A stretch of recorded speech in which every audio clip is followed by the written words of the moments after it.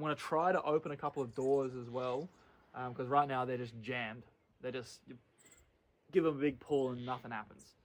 So these wheels are turning, which means they're not hanging on the rails. And what that means is that it's being pushed up. Water or something would have gotten into the woodwork here, it would have expanded and pushed the door up, so now we can't open it. So I'm gonna try to get all this rotten wood out and hopefully we'll be able to open the door.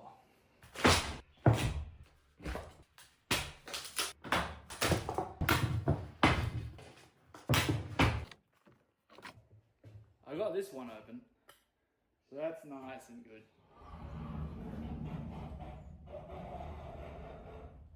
Just like I bought one.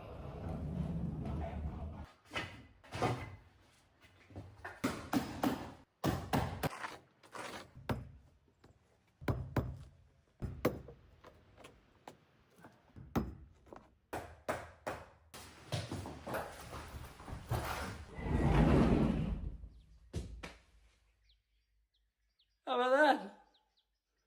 Now I've got 2 open doors. Yeah? Not a bad day's work.